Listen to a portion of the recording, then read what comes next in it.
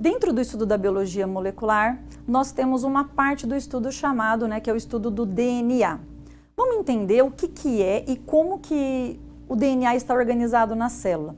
Nos organismos que são chamados de procariotos, o material genético, o DNA, ele está disperso no citoplasma ou em alguma região um pouco mais condensada. Já nos organismos que são chamados de eucarióticos, o material genético, o DNA, ele está condensado dentro da região do núcleo. Bom, hoje é possível entender e compreender que o material genético, o DNA, ele é formado por uma dupla, ele é formado por uma dupla hélice e os corrimões dessa hélice são bases nitrogenadas que são ligadas por ponte de hidrogênio. Caros, isso nem sempre foi assim. Essa observação e essa descrição do DNA que você viu no livro, vê nas imagens e que nós estamos falando, é algo relativamente recente. Só em 1950, quando Watson e Crick entenderam e descreveram as suas pesquisas sobre o DNA, é que foi possível realmente entender como a informação genética passava de uma célula para outra. Vou contar um pouco dessa história para vocês. Antes de 1950 e 1930, sabia-se que as células tinham alguma coisa ou alguma informação que era transmitida de uma para outra.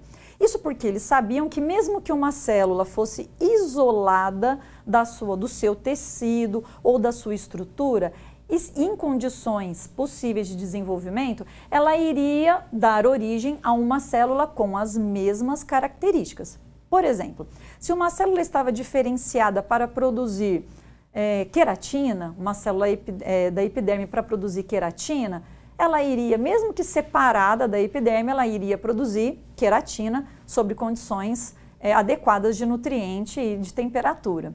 E aí eles começaram a entender como que essa célula sabe que a sua célula filha vai precisar produzir queratina ou vai precisar produzir amilase salivar ou um hormônio, seja lá o que for. Eles sabiam que existia algo no interior do núcleo que era responsável por isso, porque as células que eram anucleadas já não conseguiam passar essa informação. Então, isso tornou alguns pesquisadores muito curiosos, como foi o caso do Crick, que começou a entender, começou a buscar, através desse conhecimento, como que a informação genética era transmitida.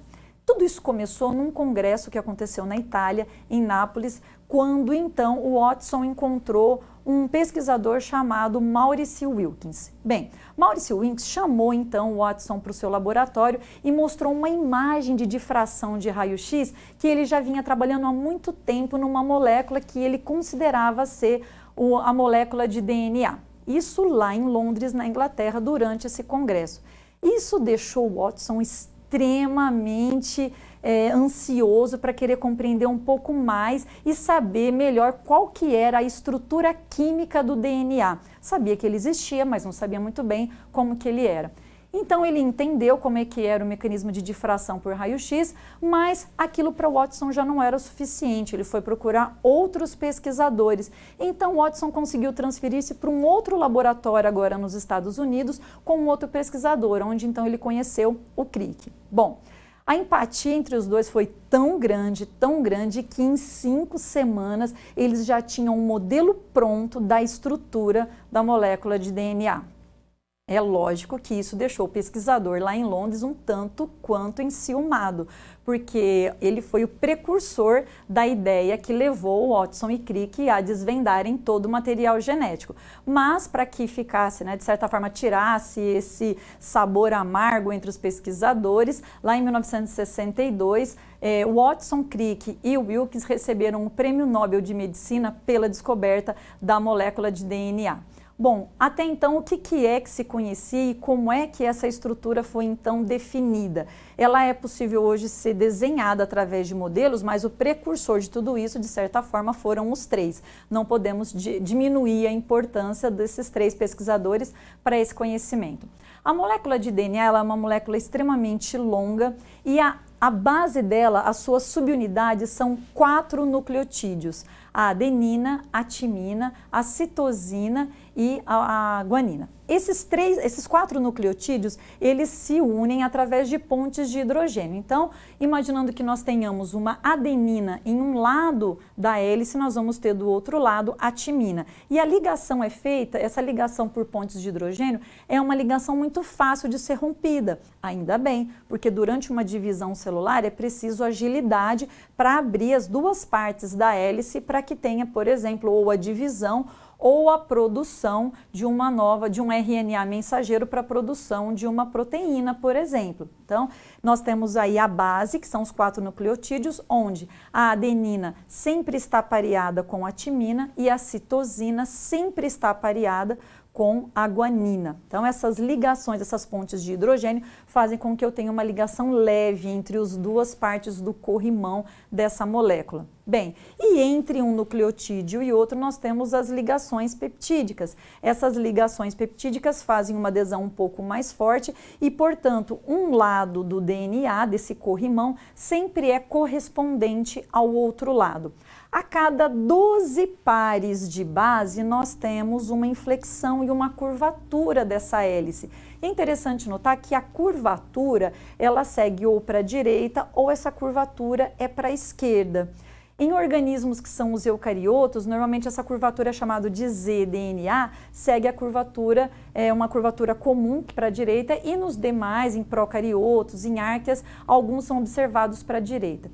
Vocês perceberam que eu falei em procariotos, eucariotos? Pois é, se é organismo vivo, ele tem um DNA.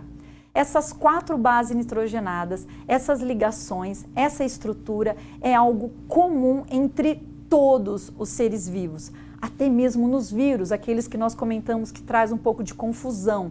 Mas todos os organismos apresentam a mesma estrutura. Vejam, o DNA é algo comum e similar em todos os organismos, seja ele um procarioto, uma árquea ou até mesmo um organismo superior. O número de cromossomos, o número de genes muda, evidentemente, de uma espécie para outra. As características também podem mudar, porém, nós temos aí uma estrutura muito similar. A composição do DNA é a mesma em todos os organismos vivos. Bom, se nós temos bactéria, DNA, com a mesma característica de DNA, organismos vivos, ser humano, plantas, nós temos então uma sequência. O que nos diferencia, por exemplo, de uma planta do tabaco?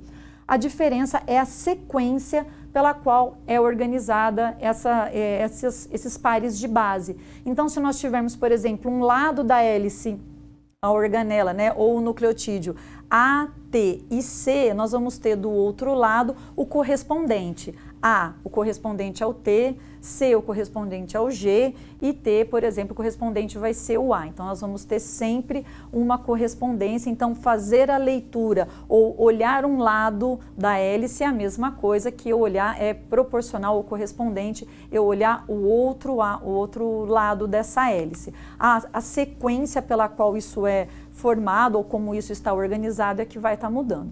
Bom, como que o DNA ele é apresentado ou ele está nos organismos vivos? Em organismos que são procariotos, como as bactérias, o DNA normalmente se apresenta na forma circular. Significa dizer que ele tem apenas uma região que é chamada de iniciadora, mas esse material genético ele é circular e bem pequeno. Como são procariotos, algumas bactérias podem ter um material circular menor, que é chamado de plasmídio. Todas as bactérias o material é circular? Na maioria das bactérias o material é circular. Raramente são encontradas bactérias com material linear. Nós, por exemplo, os organismos eucariotos apresentam um material, o DNA, linear. Significa dizer que ele tem uma região iniciadora, que são os telômeros, e ele vai ter uma região final. Então, se eu pudesse puxar, eu faria uma linha desse material genético. Então, a história, né, ou a nossa impressão digital está presente na molécula de DNA como uma sequência de letras. A sequência de letras determinam os genes. Então, os genes correspondem a partes do material genético que é comum e, no caso, é específico para cada espécie.